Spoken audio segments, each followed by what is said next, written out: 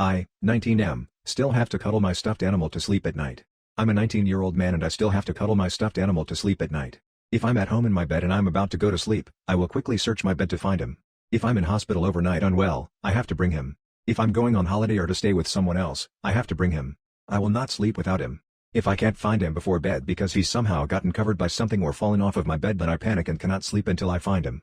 Only my partner knows, though I'm sure my family probably know too since I still live at home. Neither of them care or judge me, but I often wonder how many other adults, both young adults like me or older, still need a stuffed animal to sleep. I bet the number is probably higher than you'd imagine. Some people may think that I'm pathetic, immature and weak for that. Believe me, I've felt it about myself too, but at the end of the day, who cares, right? If a stuffed animal brings someone comfort at whatever age, why can't they keep that comfort item? My soon-to-be wife has no idea of my salary. For context, me and my girlfriend met 8 years ago. We were a match made in heaven, we clicked on every level. I loved spending every second of my days with her, and still do. Although I cannot spend 3 weeks with her in a month since of a job I picked up 5 years ago. It's been hard on her and me, because being away for 3 weeks from someone you love is hard, and lonely. Why did I take the job?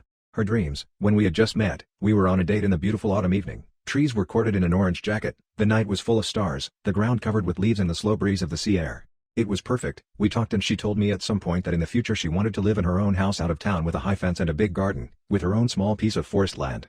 As soon as I heard her say it, it became my mission to make her dream come true. So 5 years ago, a friend calls me and asks if I want to join him on a construction site abroad. I was skeptical at first, because would it be worth it? Then he told me the salary, 10x the national average. I instantly said yes, and I had to tell my girlfriend. We talked it over. She was sad that she was going to be lonely. I told her we'll be earning more than we need, but I did tell her I'm going to earn only 2.5x the average, which is still a lot and more than we need. In her eyes we were living well, but with the caveat of me having to be away for a significant chunk of the time. In my eyes, I was building her dreams. The salary that I hadn't told her about all went into savings in about a year, and I could buy a piece of land since I was away for most of the time. I didn't have time to check the housing market, so I hired a realtor to look for pieces of land that meet my specific requirements. A bit of forest at the end of the plot, a really large area. I didn't have any measurements, just that it had to feel like it was huge. So every time I came back I'd tell her I had to stay one day late, and come tomorrow instead. I went to look at the land plots with the realtor who I had become friends with. Most weren't up for the task. But then in the middle of nowhere, without a house in sight, he showed me the piece of land that I knew was it. The grasslands to forest ratio was just perfect, and the layout of the area was ideal. I bought it and started the construction of her dreams. It's been 4 years, and the house is nearly done. Since I have connections everywhere, I've pretty much built the house of material costs alone, with some salary payments for my friends who have done an amazing job with the house. It's incredible to stand inside and see it. It has a huge living room with glass windows looking into the garden with a small bit of forest covering the perimeter. A garden that is so large it takes 10 minutes to get to the other end at a slow pace. In the forest, I build her a small hut for her taking the time off in a day, peace and quiet with some art supplies and a hammock bed, meditation room if you will. The area is covered by a tall fence that I hope her cats won't be able to scale. It's the house where I want to build a family with her. I want to see little Mess and hers running around the house. I have tried to build the house of her dreams. I don't know if I have succeeded or not. My ETA on the house is this October. The same month she told me about her dream. When it's ready, I'm going to go on a low-budget vacation with her. Do all her favorite activities, swimming, climbing, etc. Make it a day she'll never forget. My plan has been set in motion. My family, her 2 sisters, mother, father, sisters' husbands, their children, her best friend. Everyone will be there for the housewarming party in October. How will I get her there without raising suspicion? Well, I like history and there is a historical monument near the house. We actually have to drive past the house to see the monument. I'll tell her I've always wanted to see it, and like always I'll tell her all the amazing facts she should know about it.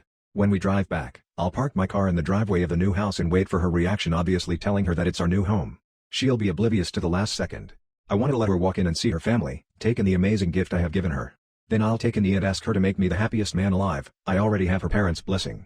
I hope it will be a day she'll never forget. I hope she'll say yes. I kicked my GF from my life. I have one simple rule: you don't accuse someone of cheating without proof. I come from a house where my mom would accuse my dad of cheating every few months even though she had no proof, and it was all says from a neighbor. My dad has never cheated BTW. So I put that rule to not get locked in that kind of toxic relationship. A week ago, my then GF was staying over and we were watching a movie. It was fun, we got entertained, but she wanted to see her series. And here is everything starts. One of the men in the series is cheating on his wife and she comes out of nowhere. "Are you cheating on me?" That already got me mad, but then she says, "I know you are cheating. I saw you with that bee." That was my tipping point and told her to get out of my apartment and broke up with her in the spot. I love her dearly, but this is a hard boundary that she knows from day one and I have told her a couple of times before. She calls me later apologizing for it. It was all a joke to see how I would react. I kept firm on my decision and she called me Since then, her friends have been bombarded me with texts. Either being, apologizing for her or calling me a cheater. I told my friends and they said I was an off for not talking it over before pulling the trigger. I have seen this before and I will not be a miserable fuck. I prefer to be alone than with someone that calls you a cheater for no reason. My boyfriend's ex-wife got pregnant. I 35F and him 37M. He got his ex-wife pregnant. They have been separated for 2 years now.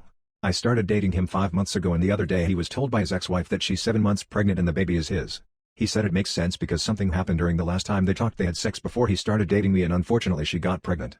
He said, he doesn't want to be with her but will be there for the baby. I don't know what to do or how to handle the situation. Am I in the wrong for staying or do I need to leave him? He doesn't want to do anything with his ex-wife except for the baby and still wants to be with me. I know that my partner is cheating on me. My partner, 35F, 40 meters, got laid off work a few years ago and since he has been doing part-time work from home. He told me that he enjoyed being a dad for our daughter. I have a great job and I make plenty to provide for us. One day I got a call from kindergarten. My daughter was sick and my husband's phone was turned off. I left to pick up my daughter and I found him with Al in my bed. He begged and apologized and told me that he was depressed because he couldn't find a proper job.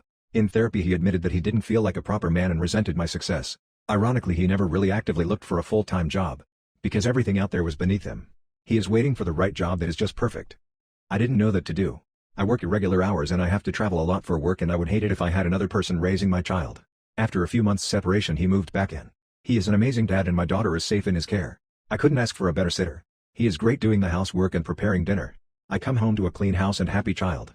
He says that he will never do this to me again and that he loves me. I told him that if he ever did it in my house again he will be gone. I know he is cheating now even if he swears he isn't. I'm surprised at how little I care about it. When my daughter is older and I can trust leaving her in others' care or when I have a less demanding job where I can be home more often maybe I will reconsider the status of my relationship but for now this will do. We are not married. Just in long term and we live together.